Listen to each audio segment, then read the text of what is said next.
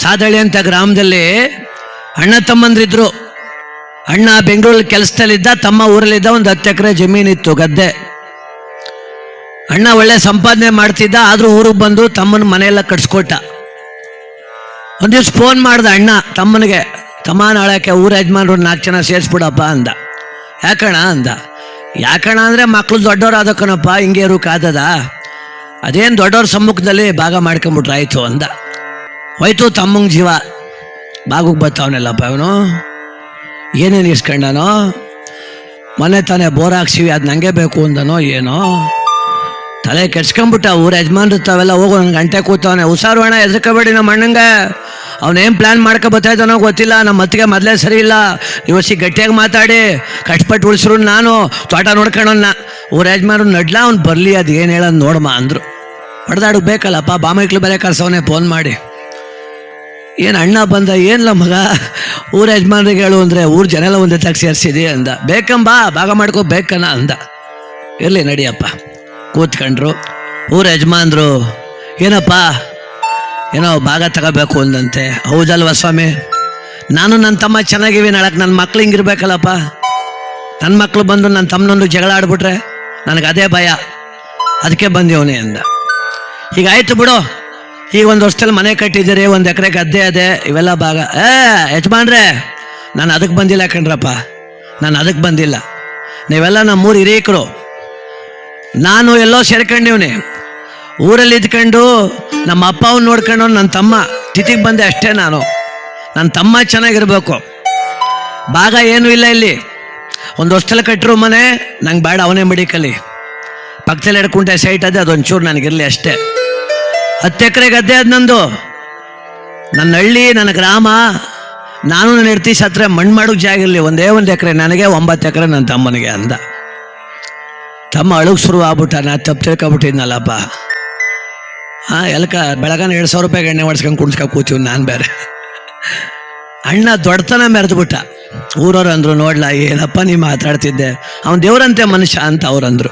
ಅಣ್ಣ ಹೊರಟ, ತಮ್ಮ ಕಾಲಿಗೆ ಬೆದ್ಬಿಟ್ಟ. ಅಣ್ಣ ಅಂದ. ಯಾಕ್ಲ ಮಗ ಅಂದ. ಏನೂ ಇಲ್ಲ ಕನ್ನಡ, ನೀನೇ ತಾನೇ ತಂದೆ ತಾಯಿ ಸಮಾನ. ಅವನು ಅದ. ಅಣ್ಣ ತಮ್ಮರ ಸಂಬಂಧ ತೀಡಿದಂಗ ಶ್ರೀಗಂಧ. ಊರಲ್ಲಿ ಒಂದು ದೊಡ್ಡ ಹಬ್ಬ ಮಾಡಬೇಕು ಅಂತ. ಆ ಹಬ್ಬ 40 ವರ್ಷದಲ್ಲಿ ನಿಂತೋಗಿತ್ತು. ಯಾರೋ ಫೋನ್ ಮಾಡಿದ್ರಂತೆ, ಅಣ್ಣವ್ರೆ ಹಬ್ಬಕ್ಕೆ ಬರ್ಬೇಕು ನೀವು, ಆಮೇಲೆ ನೀವು ನಿಮ್ಮ ತಮ್ಮ ಭಾಗ ಆಗಿದ್ದೀರಿ, ಒಂದು ಮನೆಗೆ 5,000 ಸಾವಿರ ಹಾಕಿವಿ, ನೀವು ಕೊಡಬೇಕು ಅಂತ.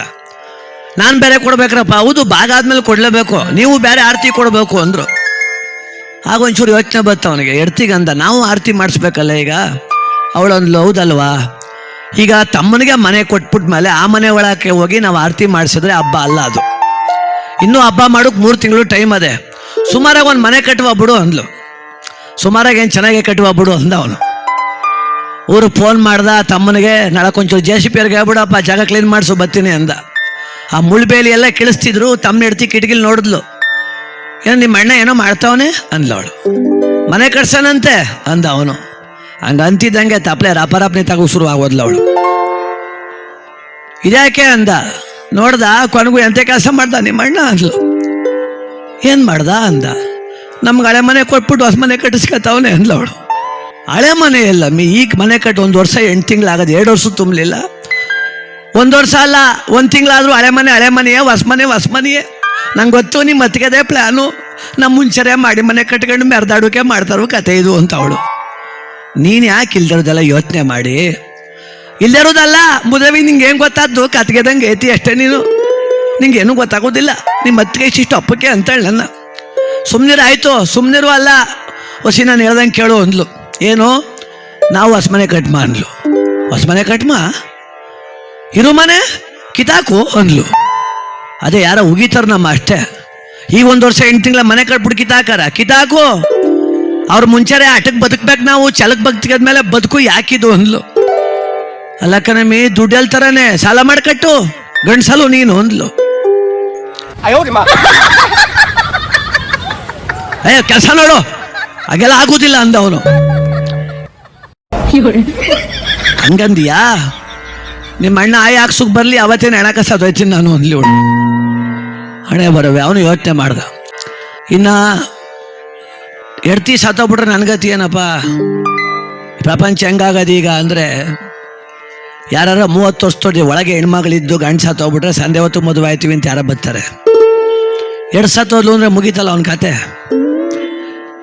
ಮದುವೆ ಆಯ್ತೀವಿ ಅಂತ 5 ಗಂಟೆ ಬಂದ್ಬಿಡ್ತಾವೆ, ಸಂದೆ ಹೊತ್ತಿಗೆ ಯಾರೋ ಗಂಡು ಸತ್ತೋಗ್ಬಿಟ್ರೆ ಈಗ ಅಂಥ ಕಾಲ ಬಂದಿರೋದು. ಈಗ 2 ಸತ್ತೋದ್ರು ಮುಗೀತು ನಮ್ಮ ಜೀವನ. ಅವನು ತಿರುಮಂತ ತಗೊಂಡು ಕಟ್ಸ್ಬಿಡ್ತಕ್ಕ ಮನೆ. JCB ತಂದು ಮನೆ ಕಳಿಸ್ತಾವನೆ. ಊರವ್ರು ಯಾಕಪ್ಪ, ಅಯ್ಯೋ ನಿನಗೇನೋ ಬಂತು, ಈ ಕಟ್ಟದ ಮನೆ ಅಲ್ವಾ, ವಾಸ್ತು ಸರಿ ಇಲ್ಲ ಕನ್ನಡ ಅಂತಾನೆ. ಅವನ ಕಷ್ಟ ಯಾರಿಗೂ ಗೊತ್ತು. ಆಯಿತು ಕೇಳಿಸ್ತಾ ಕಟ್ಸೋಕೆ ಶುರು ಮಾಡ್ದ. ಈ ಅಮ್ಮನ ದಟ, ನೀನೇನಾರ ಮಾಡ್ಕೊ, ನಿಮ್ಮ ಅಣ್ಣನ ಮನೆಗಿಂತ ದೊಡ್ಡ ಮನೆ ಇರ್ಬೇಕು ನಮ್ಮದು, ನಿಮ್ಮ ಅಣ್ಣನ ಮನೆಗಿಂತ ಒಂದು ಅಂತಸ್ತಿ ಜಾಸ್ತಿ ಕಟ್ಸು ನೀನು. ಅವರು ಬಾಗಿಲಿಗೆ ಬೇವಿನ ಮರ ಹಾಕ್ಸಾರಂತೆ, ನೀನು ಅರ್ಕ್ಲೆಸ್ ಮರ ಹಾಕ್ಸು, ಟೀಕುಡ್ ಹಾಕ್ಸು, ಟೀಕುಡ್. ಅವ್ರು 300 ರೂಪಾಯಿ ಟೈಲ್ಸ್ ಹಾಕ್ರೆ ನೀನು 500 ರೂಪಾಯಿಂದ ಹಾಕ್ಸು. ಎಂಥ ಆಟಕ್ಕೆ ಬಿದ್ಲು ಅಂದರೆ ಪಾಪ, ಇದಕ್ಕೆ ಅದೆಲ್ಲ ಸೇಲ್ ಅಗ್ರಿಮೆಂಟ್ ಮಾಡಿ, ಬ್ಯಾಂಕಲ್ಲಿ ಸಾಲ ಮಾಡಿ, ಅದು ಸಾಲದು ಊರು ಮೈಕ್ರೋ ಫೈನಾನ್ಸ್ ಎಲ್ಲ ದುಡ್ಡು ಎತ್ಕೊಬಂದು ಎಡ್ತಿ ಆಟಕ್ಕೆ ಅಣ್ಣನ ಮೀರಿಸಿ ಒಂದಂತಸ್ತಿ ಮಾಡಿ ಮನೆ ಏನೋ ಕಡ್ತಾ. ಗೃಹ ಪ್ರವೇಶ ಆಗಿ 2 ವರ್ಷ ಆಗದೆ ಒಂದಿನ ಮನೆ ಒಳಗೆ ಮನಗಿಲ್ಲ ಅವನು. ತೊಡ್ತಾ ಹೋಗಿ ಮನೆ ಕತ್ತಾನೆ, ಹುಡುಕ ಬತ್ತವ್ರು ಸಾಲದವರೆಲ್ಲ ಮನೆ ತಕ್ಕೆ. ಯಾರ್ದು ಆಟಕ್ಕೆ ಬಿದ್ದು ಜೀವನ ಮಾಡೋಕೆ ಹೋದರೆ ನಮ್ಮ ಬದುಕನ್ನು ನರಕ ಮಾಡ್ಕೊಳ್ತೀವಿ. ಇವತ್ತು ಆ ಮನೇಲಿ ನೆಮ್ಮದಿ ಇಲ್ಲ, ಮಕ್ಕಳು ಒಳ್ಳೆ ವಿದ್ಯಾಭ್ಯಾಸ ಇಲ್ಲ, ಹುಟ್ಕೊಳ್ಳೋಕೆ ಒಳ್ಳೆ ಬಟ್ಟೆ ಇಲ್ಲ, ಅಥವಾ ಅಣ್ಣ ನನ್ನ ತಮ್ಮನ ಮೀರ್ಸೋಕೆ ಅಂತ ಬಂದಿರಲಿಲ್ಲ. ಒಂದು ಸಣ್ಣ ಯೋಚನೆ. ಇವತ್ತು ಎಷ್ಟೋ ಜನ ಹೆಣ್ಮಕ್ಳಿಗೆ ಅದೇ ಮಾತು ಹೇಳೋದು, ನೀವು ಯಾಕೆ ಸುಮ್ಮನೆ ಇನ್ನೊಬ್ಬರ ಮೇಲೆ ಆಟಕ್ಕೆ ಬೀಳ್ತೀರಿ ಅಂತ. ಅದೇನು ಇನ್ನೊಬ್ರು ಮೀರ್ಸೋಕೆ ಬದುಕಿವೆ ನಾವು? ಜನ ಆಡ್ಕೋತಾರೆ ಅಂತ ಸಾಲ ಮಾಡಿ ಮದುವೆ ಮಾಡೋದಂತೆ, ಜನ ಆಡ್ಕೋತಾರೆ ಅಂತ ಒಡವೆ ಮಾಡಿಸ್ಕೋದು. ಇದೆಂಥ ಹುಚ್ಚುತನ ಬಂತಿದ್ದು. ನಮ್ಮ ಚಾಮರಾಜನಗರ ಜಿಲ್ಲೆಯಲ್ಲಿ ಊರು ಬಿಟ್ಬಿಟ್ಟಿದ್ದಾರಂತೆ ಮೈಕ್ರೋ ಫೈನಾನ್ಸ್ ಅವ್ರಿಗೆ ಎದ್ರಕಂಡು ಬೀಗ ಹಾಕಿ ಹೊಂಟೋಗವ್ರೆ. ಕಾಪಿ ತೋಟದಲ್ಲಿ ಸಕಲೇಶ್ಪುರದ ಕಡೆ ಕುಶಾಲನಗರದಲ್ಲಿ ರಾತ್ರಿ 10 ಗಂಟೆ ಆದರೂ ಹೆಣ್ಮಕ್ಳು ಕೂಲಿ ಕೆಲಸ ಮುಗಿಸಿ ತೋಟದೊಳಗೆ ಕೂತಿದ್ದು ಬರ್ತಾವ್ರೆ ಅಂತ. ಯಾಕೆ? ಸಾಲ, ಅಗತ್ಯ ಮೀರಿ ಮಾಡಿದ ಸಾಲ. ನಮ್ಮ ಜೀವನವನ್ನು ದುಸ್ತರಗೊಳಿಸಬಾರದು. ಎಚ್ಚರವಾಗಿರೋಣ, ಸಂತೋಷವಾಗಿ ಬದುಕೋಣ.